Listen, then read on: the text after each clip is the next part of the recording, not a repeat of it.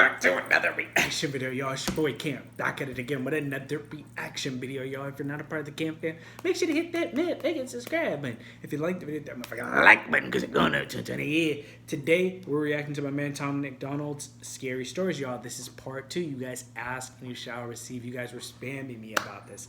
So, yeah, y'all, I appreciate the love and support, you guys. I'm ready to react to the part 2. Let's hop into the video now. And you know what? I could barely comprehend what was at the bottom of those stairs. Medical equipment. What? Everywhere.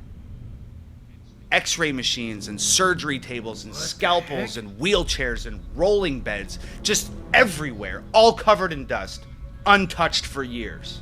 So there's 3 walls down here. And there's a doorway on each wall. No door, just a doorway. So I shine the light through the first doorway. Long concrete hall. Creepy. I shine the light through the second doorway. Long concrete hall. And then I shine the light through the third doorway. You guessed it. Long concrete hall. Facts. Still neglecting the sheer terror that's permeating every cell in our bodies. We somehow choose a doorway, walk through it, and start our journey into the abyss. No. What we found were just more concrete hallways and more wheelchairs and more rolling beds and more hallways and more doorways and more concrete halls. This was a labyrinth of underground concrete halls. And we decided it was a cool place to shoot a scene for a music video, so we started shooting a music video. I'm not even exaggerating. We probably had that camera turned on for 30 seconds. What are you doing? Before we had to turn it off because started getting weird. Yes. I just remember saying, "Cut the camera." Did you guys hear that? And we all just stood there, just quiet and motionless in the 10-foot section of hallway that our lights would illuminate. I could do it, and yo. I am not kidding you. Somewhere out there, beyond where our lights could reach, footsteps. I remember my producer, Olivier, just sort of laughing like, no f***ing way. No f***ing way. We just stood there, frozen with fear. We just stood there and we just listened. And we heard voices. Voices somewhere way out there in that maze of concrete hallways, just echoing through everywhere. And I just said, yo, pack up the camera. Yo, I believe Let's in get ghosts. the out of here. Facts. As we're packing up to leave, I noticed that just out of our light's reach, I see a door. And it's a big-ass metal one. So I squeeze past Olivier, and I walk over to the door. It's this giant steel door, and it's just flush with the concrete inside this hallway. And I just push it open. It's the basement of a house. I just said, yo, shine that light over here. And there's another big metal door 6 feet away.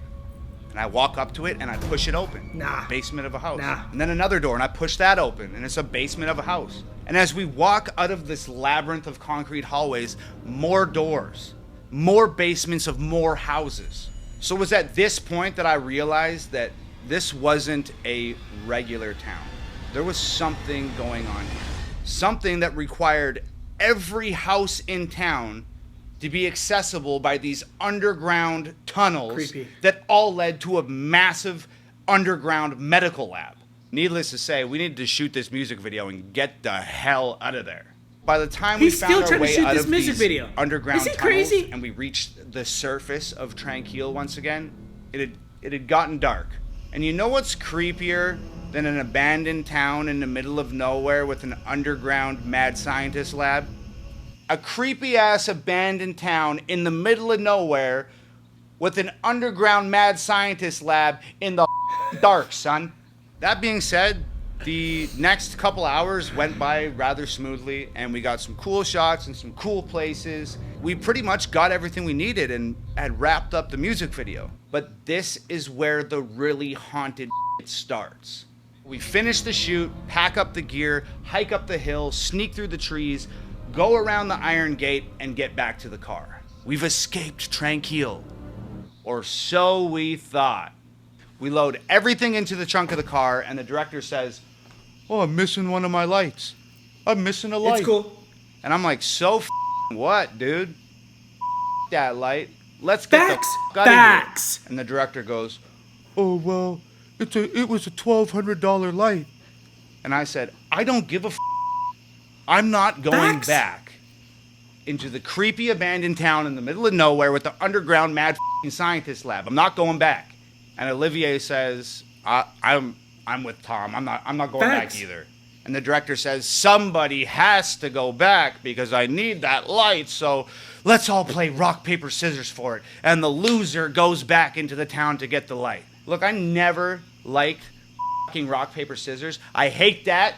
When there's something that somebody has to do and it's an undesirable task, everybody's always like, let's play rock, paper, scissors. I fucking hate rock, paper, scissors. It's an impossible fucking game to win. I always fucking lose. We agree we'll play rock, paper, scissors. Me too. Guess fucking what? You lost. I lose. Yeah. Of course, I fucking lose. But I'm not going back. I'm not going back.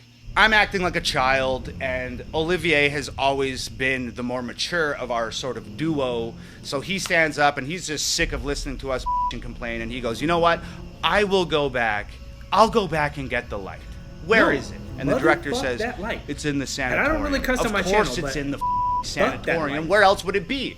Where else would the lost light be than the most haunted possible place in this abandoned town? It wouldn't make any sense for it to be anywhere else. Olivier goes, okay, cool, I'll go get the light. And with that, Olivier just turns and walks into the darkness. I turn to the director and I'm just like, dude, give me a flashlight. You gotta understand, Olivier isn't just my producer at this point. He's my best friend. And I cannot, in good conscience, let my best friend wander back into an abandoned town to get somebody else's light by himself. Facts. I just can't wouldn't do that. My best friend. So I run to catch up. My best friend would do the same thing, but I would. So I reach him and I'm like, I got us a flashlight. And Olivier turns and looks at me, and he doesn't say anything. He just smiles, like a full teeth grin, like one of those smiles that somebody makes when they're terrified or when they're fully aware that they're making a very poor decision and they're about to do something really stupid. Through the forest, around the fence, up the hill, down into the valley, we are back in Tranquil. It's pitch black now, and I'm carrying this little rinky-dinky ass flashlight, and we're just navigating through the town. I would have told dude, you're gonna take the L, or you're gonna have to go back and get your shit, bro. I ask Olivier, where do you think? Do you have any idea where we put this light? I know that made me sound Olivier like a bad dude, but nah. It's in the big main room. I saw him put it down there. I'd give him the $1,200. I just don't like him, so I was just gonna let him leave it there and hope that nobody noticed, and we'd just drive home and we'd have a good chuckle about this later on. So somehow I managed to let out a muffled laugh because it's funny, but at the same time, it's the reason why I'm standing in an abandoned town in the middle of nowhere with a creepy ass mad scientist underground lab at like 2 a.m.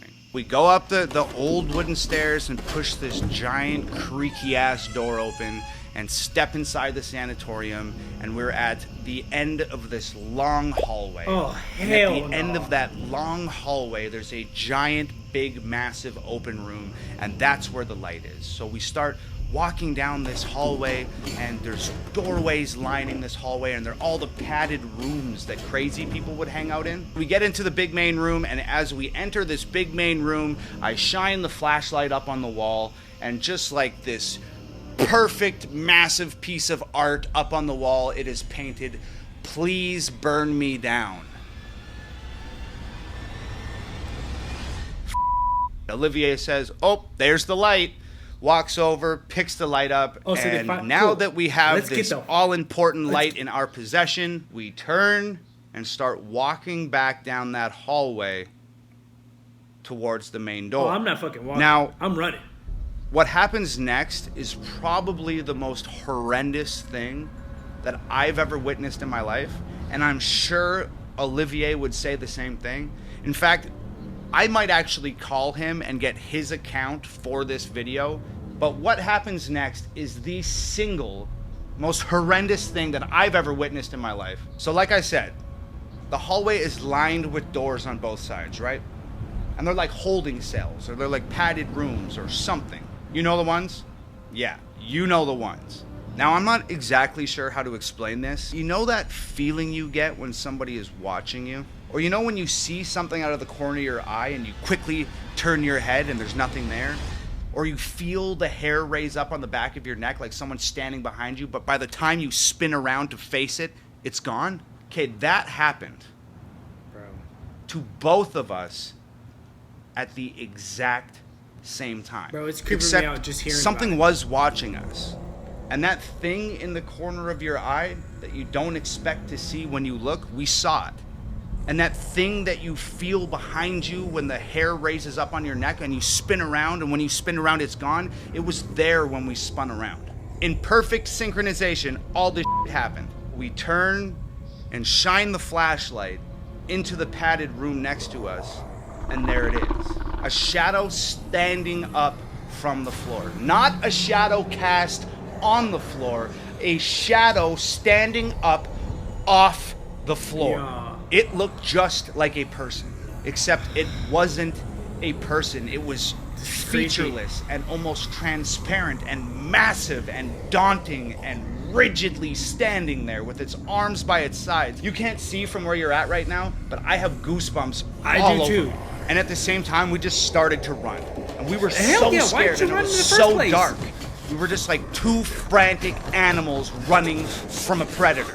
It was like some sort of primal survival instinct had taken over, and we were just absolutely frantic, and we were falling over each other and tripping over rubble and tripping over pieces of fallen wall and ladders and all of this stuff that we can't see in the dark. And somehow we made it to the front door. We kicked that mother open and ran out into the middle of the street. And we didn't stop running. Hell no. We weren't even thinking. We were just moving as fast as we could, as far away from whatever the hell that thing was, as far away as we could get. Yeah. As fast as we Hell could get yeah. there, we were going. And after running for what seemed like a marathon, we just finally stopped, and we almost collapsed on the ground, and we're just spinning our heads like a swivel from side to side, just trying to orient ourselves and gain some sort of information about where we had ran to. And I'm gasping for breath and looking around, and I'd say to Olivier, "Where are we?"